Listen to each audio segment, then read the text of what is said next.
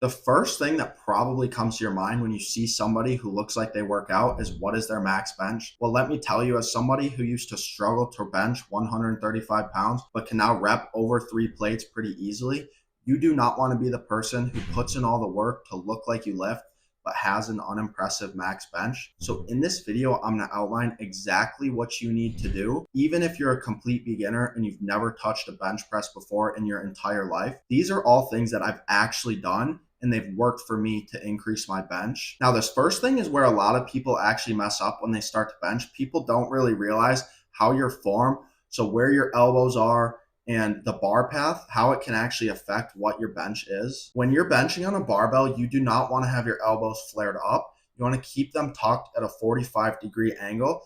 This aligns your shoulders in a good position with your pecs, putting them in a stronger pushing position, keeping your shoulders safe. You also want to have your lats engaged when you're barbell bench pressing. So you want to bring the bar towards the bottom of your pecs. You're going to want to keep your lats flexed. When you flex your lats, it puts you in a more efficient bar path and it makes it more stable so you can push more powerfully off your chest. Now, coming in at number 2, we have your grip width. You want to go wider on a barbell bench press. Why? Because this shortens the range of motion and it also activates more chest and puts you in a mechanically advantageous position to push bigger weight. If you have a close grip, this shifts more of the load onto your triceps, which is not a bad thing because having strong triceps is important. But if your goal is bench press strength, then you're going to want to have a wider grip.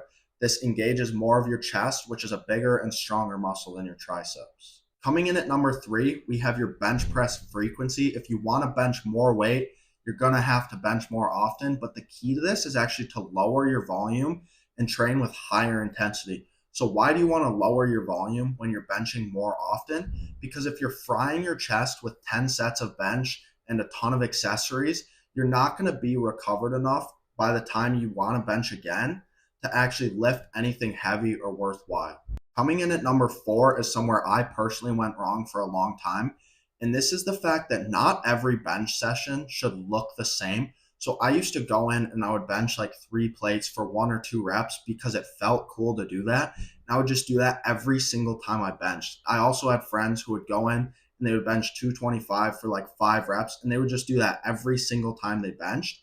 And because there is no structure or variation, there's going to be no progress. If you want to bench 3 times a week, here's an example of exactly what you could do. So on bench day 1, you're going to do 2 sets of 8 reps. So higher volume with a moderate load. On bench day 2, you're going to do 3 sets of 3 reps. You're focusing on benching heavier, developing that max strength.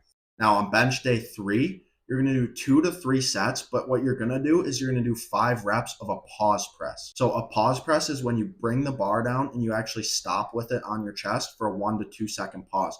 Now you do this because it develops that starting power off of your chest and it forces you to control the weight. Now, step 5 is actually going to be to trick your nervous system. And there's a few ways that you can do this, but I'm going to give you the 2 that have worked best for me.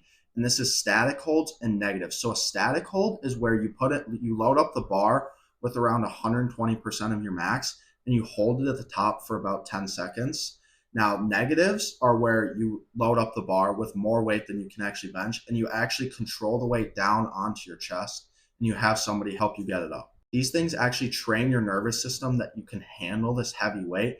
It's like convincing your mind and body that you can do it, and eventually down the road, you're going to be used to holding that heavier weight, and you're not going to be like, oh my gosh, this is so heavy. You're actually going to be able to lift it. Follow these 5 steps to blow up your bench. These are proven to work, but be warned that people will want proof when you tell them what your max bench is. Comment your max bench right now so you can come back to it after you blow up your bench, and subscribe if you want more tips like this in the future.